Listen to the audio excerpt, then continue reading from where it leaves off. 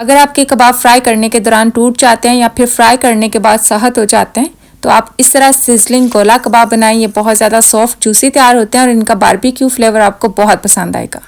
कबाब तैयार करने के लिए सबसे पहले फ्राई कर लेते हैं थोड़े से प्याज। एक बर्तन को हाई फ्लेम पर रखते हैं और इसमें डाल देते हैं 1.5 मेजरिंग कप तेल।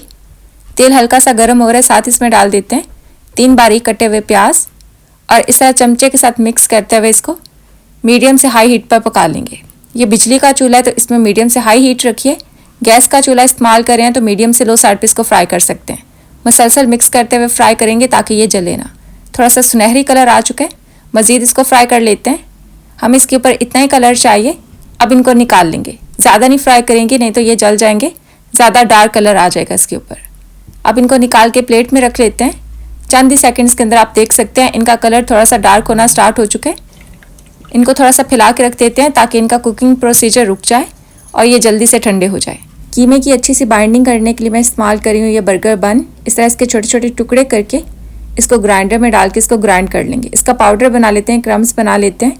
इसकी जगह आप ब्रेड के स्लाइसेस भी इस्तेमाल कर सकते हैं और ड्राई ब्रेड क्रम्स भी इस्तेमाल कर सकते हैं, वो भी अच्छे होते हैं। इस तरह इसको झटके दे दे के इसके क्रम्स बना लिए।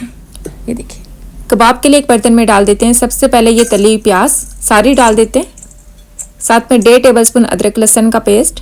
नटमेग को आपने इस तरह ग्रेट करके डाल देना है, इससे बहुत अच्छा टेस्ट आएगा।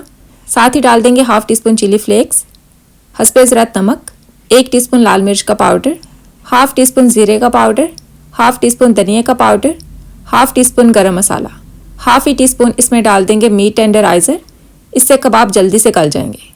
2 हरी मिर्च ऐड कर दें और साथ में ये क्रम्स जो हमने बर्गर बन के तैयार किए हैं बाइंडिंग के लिए। 3 टेबलस्पून इसमें फ्रीज़ किया हुआ धनिया डाल देते हैं और साथ में 1/2 kg इसमें जाएगा बीफ का कीमा जिसके अंदर थोड़ी सी फैट भी है।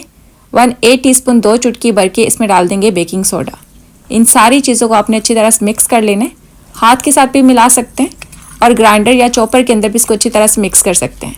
हाथ के साथ मिक्स करें तो इस तरह आपने गूंद के इसको मिक्स कर लेना है ताकि इसके अंदर कीमे का दाना ख़त्म हो जाए। इसको अच्छी तरह से गूंद के तैयार कर लिए। इस तरह का इसका टेक्सचर हो चुका है, इसके अंदर कीमे का दाना ख़त्म हो गया है। अब थोड़ा सा मिक्सचर इस तरह हाथ की हथेली पे रख के इस तरह इसको रफली शेप दे देते हैं, प्रेस कर देते हैं और इसके सेंटर से इस तरह स्ट्रॉ को गुजार देंगे। स्ट्रॉ की बजाय अगर आप चाहें तो पेंसिल को वॉश करके उसको भी इस्तेमाल कर सकते हैं। ये देखें, इस तरह आप आसानी से गोला कबाब को शेप दे सकते हैं। इसी तरह सारे गोला कबाब को शेप दे के रख दिए। सेंटर में जगह बना लेते हैं, एलुमिनियम फॉइल रख देते हैं और इसके ऊपर एक गर्म कोयला रख देंगे।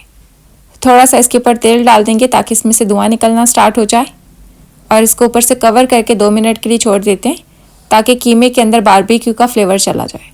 अब इसका ढक्कन उठा लेते हैं और कबाब को फ्राई कर लेंगे। प्याज वाले तेल के अंदर से हम थोड़ा सा तेल सेपरेट कर लेते हैं। 1/2 कप के करीब इसमें तेल रहने देंगे और फ्लेम अपने लो रख देनी है ताकि ये तेल गर्म हो जाए। और इस तरह अपने सिजलिंग ट्रे को भी हाई फ्लेम पर रख देना है ताकि ये भी सही से गर्म हो जाए। एक एक करके कबाब रखते जाएंगे। थोड़े से वक्फे पे कबाब रखेंगे ताकि इनका साइड चेंज करने में मसला ना आए।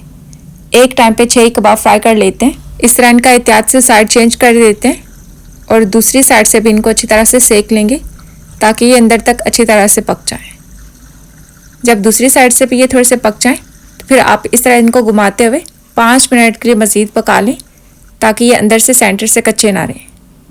ये कबाब अच्छी तरह से फ्राई हो चुके हैं। टोटल इनको पकाने में 7 मिनट लग गए हैं। सिजलिंग ट्रे अच्छी तरह से गर्म कर लिए। इसके अंदर थोड़ी सी तेल की छींटे हैं। सबसे पहले इसमें रख देते हैं नीचे प्याज और इसके ऊपर रख देंगे ये गर्मा गर्म गोला कबाब। गोला कबाब के अंदर जितना भी सुराख के अंदर तेल है वो निकल के प्याज तक चला जाएगा। अगर आपको ज़रूरत हो तो आप प्याज के ऊपर थोड़ा सा तेल भी डाल सकते हैं। सारे कबाब इस तरह हमने सेट कर दिए। सिजलिंग ट्रे के अंदर ये कबाब 14 मिनट या फिर 20 मिनट के लिए अच्छी तरह से गर्म रहते हैं। आप इन कबाब को रोटी के साथ भी सर्व कर सकते हैं, नान के साथ भी सर्व कर सकते हैं और ऐसे भी आप इनको चटनी के साथ इंजॉय कर सकते हैं। आपको ये गोला कबाब बहुत पसंद आएंगे। एक गोला कबाब आपको तोड़ के दिखा देते हैं। इसके अंदर जो हमने मीट टेंडराइज़र इस्तेमाल किया उसकी वजह से ये कबाब अच्छी तरह से गल जाते हैं और कीमे के अंदर फैट होने की वजह से इस तरह ये आपके कबाब बहुत ज़्यादा जूसी तैयार होंगे। ये देखिए, अंदर तक अच्छी तरह से पके हुए हैं। आप इस तरह मज़ेदार से गोला कबाब बनाएं, आपको ये सिजलिंग गोला कबाब बहुत पसंद आएंगे। इंशाल्लाह नई रेसिपी के साथ जल्द मुलाकात होगी। तब तक के लिए अल्लाह हाफ़िज़।